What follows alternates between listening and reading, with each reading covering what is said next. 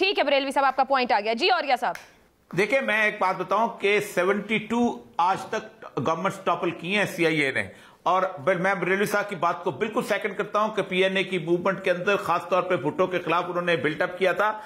और ये लोग जो कहते हैं ना कि जी हमने तो आईनी तौर पे इनको निकाला है, बाकायदा यूक्रेन के अंदर ऐसे ही किया गया था। पैसे लगे थे, अपोजिशन की लोग खरीदे गए थे, वो प्रो रशियन सदर वहां बैठा होता था, उन्होंने एक नो कॉन्फ्रेंस मूव की, वहां पर धरना हुआ, 80 लोग मारे गए, 400-450 बंदे जो जख्मी हुए, वो बेचारा भाग गया, ज़ेलेंस्की को वहां से उठा के लाया गया और कहा गया हमने तो कॉन्स्टिट्यूशनल तब्दीली लेके आई है।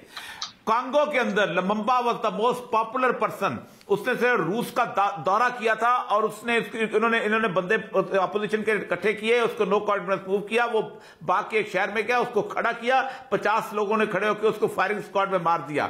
निकरागुआ में इन्होंने ये क्या ये करते हैं। और बिल्कुल PNA की मूवमेंट में मैंने खुद भी प्रोग्राम किया है, हालांकि मैं उसमें जेल में गया था, लेकिन हमें तो नहीं अंदाजा होता था उसको चीजें क्या है कि क्या।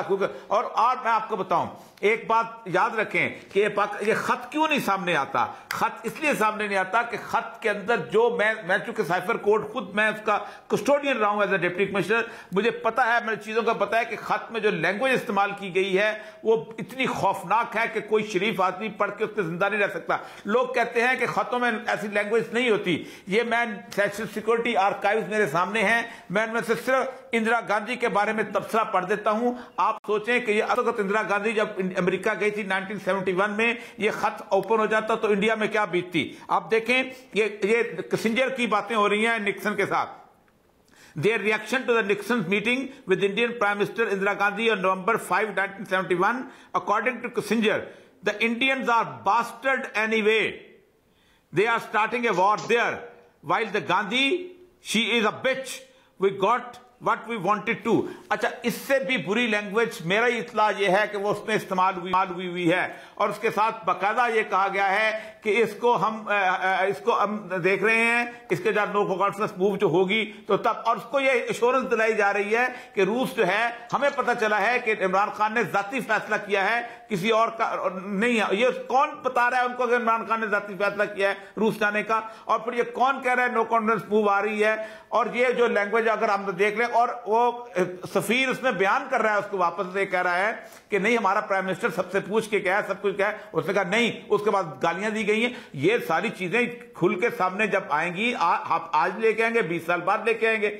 एक और बात मैं आपको बताऊं, खान साहब ने को मशवरा दिया था कि ये जो अब मामला ये हो गया हुआ है कि आप ये लॉन्ग मार्च, इसलिए कि अपनी रियासत अपनी पूरी मशीनरी एक जगह इकट्ठी कर लेती है, और जालिम लोग हैं। और मैंने अपनी जिंदगी में खुद 9 साल मैंने डिप्टी कमिश्नरी की है, मैंने इतनी आंसू गैस कभी इतनी चलते देखी जितनी 24 आवर चली है। लोग वापस आए हैं, अभी लोग ट्रेंड नहीं है बेड़ी साहब, लेकिन एक बात याद रखें, जिस तरह की क्लास ने, जिस तरह के बच्चों ने, जिस तरह की औरतों ने आंसू गैस इस दफा खा ली है, ये इतनी बड़ी झिझक उतरी है। हम हैरान है वो लोग कि अगर ये बच्चे खा गए हैं तो अगर मोमेंटम बन गया तो वो जब लोग को दूसरे शामिल होते हैं जो कि क्राइम पेशा होते हैं, जो लूट मार के लिए जुलूस के अंदर शामिल हो जाते हैं, वो जब बीच में आ गए तो फिर क्या होगा, तो इनको नहीं अंदाजा। तो खान साहब से कहा था कि आप अपनी स्ट्रेंथ को एक जगह इकट्ठा न करें, लेकिन खान साहब चूंकि अपने खुद बहुत ज्यादा नार्सिस्टिक हैं, अपना चेहरा खुद देखना चाहते हैं, समझते हैं मैं ही लीड करूंगा। हमने कहा था पीछे हो जाएं बेशक,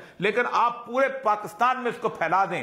पाकिस्तान की किसी भी एडमिनिस्ट्रेटिव ऑर्गेनाइजेशन के पास ये एबिलिटी नहीं है कि जिस तरह का खान साहब का इस्तीफा निकला था, उसको अगर कंट्रोल करने चलते तो खुद बताते खुद जो है वो इस लंबी रस्सी की तरह हो जाते, जैसे सांप होता है इसको बीच में से काटा जा सकता है। ये है सूरत हाल। खान साहब को नहीं समझ आती, हर मुल्क का, हर इलाके का, हर शहर का एहतजाज का एक तरीका होता है। ये यूक्रेन नहीं है, ये आइसलैंड नहीं है, ये फिनलैंड नहीं है, ये तहरीर स्क्वायर नहीं है कि यहां पर एक जगह जमा किया जा सके। मैं अनवर बेग साहब, बाहर की साजिश हुई, यहाँ के सियासतदान जो हुकूमत में आए वो पूछ रहे हैं मुझे किसने धक्का दिया, बजाय मामला हल करने के। अब सवाल यह है कि जो PTI का रजीम चेंज बयानिया है, क्या वो डिलीवर कर पाएंगे उस बयानिए के जरिए? वो महंगाई पर आ गए हैं, वो न्यूट्रल्स को मुखातिब करने पर हैं। आपके ख्याल में ये बयानिए इमरान खान साहब को हेल्प आउट करेंगे? पार्लियामान में जाना हेल्प आउट करेगा? क्योंकि जो हुकूमत आई है वो तो खुद फंसी हुई है, उनको समझ में नहीं आ रही उन्हें करना क्या है, उनके अंदर तकसीम दिख रही है इस वक्त। देखें बीबी, जहाँ तक मेरा जहन कहता है कि एक तो पीटीआई ने गलती की कि भाई वो पार्लियामेंट के बाहर चले गए, और फिर जहाँ तक ये रिजीम चेंज की बात हो रही है, देखें जब तक आप अमेरिका को नहीं ब्लेम कर सकते, किसी मुल्क को ब्लेम नहीं कर सकते, ये चोर आपकी सिस्टम के अंदर हैं।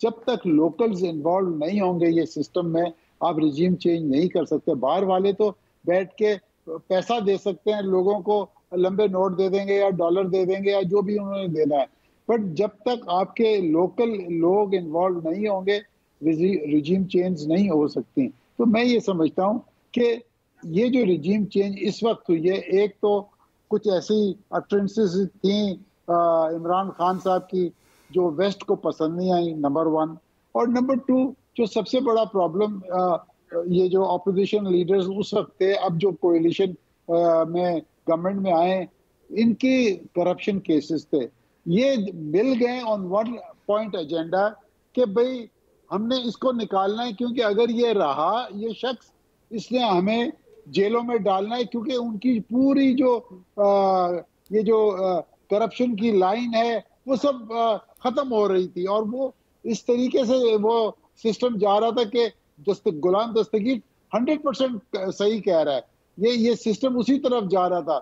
कहने का मकसद ये है कि आप ये देखें 2 महीने ये कोalition गवर्नमेंट को हुए आए हुए, इनके जितने मनी लॉन्ड्रिंग के केसेस हैं, अब आप देखें, मुझे कोई आज खबर कोई दे रहा था कि कोई 6-7 बंदे जो इसमें इन्वॉल्व थे वो कत्ल हो गए या उनकी डेथ हो गई है, नेचुरल डेथ। अरे भाई, वो 7 आदमियों ने अभी डेथ होनी थी। जितनी बात कह रहे हैं इसका मतलब ये आपने खुद कह दिया कि कोई ना कोई तो घर से मिला होगा, तो यही बात तो इमरान खान साहब कह रहे हैं। वो कहते हैं कि मौजूदा हुकूमत रजीम चेंज साजिश का हिस्सा बनी है, बैरूनी लोगों को मसाइल होंगे, पर यहाँ से लोग भी क्या मिले इस पूरे मामले के लिए? मतलब है हमारी मौजूदा हुकूमत जो है ये मिली थी, ये प्लान करके 200% मिली है। ये सिंध हाउस में क्या हो रहा था? वहां पे कोई गुड्डी गुड्डे का कोई खेल हो रहा था, कोई ड्रामा हो रहा था, कोई थिएटर लगा था, यानी ओपन था, टीवी पे नजर आया। हमारी एस्टैब्लिशमेंट सबों ने मुंह फेरा हुआ था। क्यों फेरा हुआ था सर? ये बीबी, ये ऐसे नहीं होता काम। गवर्नमेंट को हटाना कोई आसान काम नहीं होता, जब तक इसके अंदर बड़े बड़े लोग इन्वॉल्व नहीं होते ये कुछ भी नहीं होता। Yes, I would agree with Imran Khan कि इसमें हाथ बड़े लोगों का है, बड़े लोगों का हाथ है।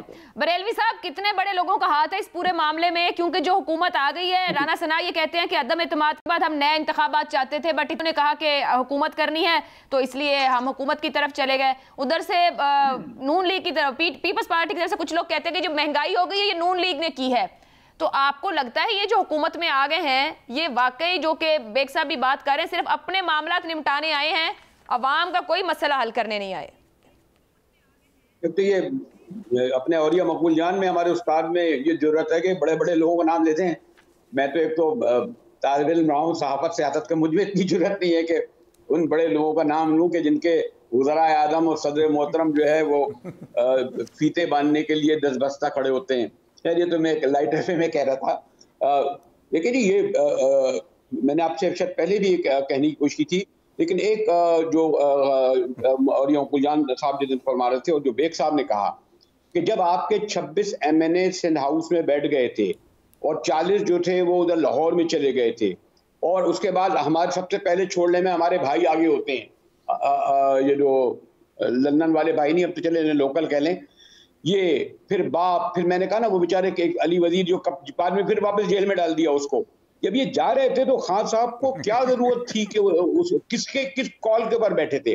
मुझे यहाँ जरा सा थोड़ा सा शक लगता है कि खान साहब को ट्रैप किया गया और एक कॉल पर वो बैठे रहे रात 12 बजे तक असेंबली के दिन भी, और उस कॉल ने भी शायद वो पेशावर से आने वाली थी, वरना खान साहब को उसी वक्त जो है रिजाइन देकर असेंबलियां डिसॉल्व कर देनी थी जो उनके पास थी, और नए इलेक्शन की तरफ जाते।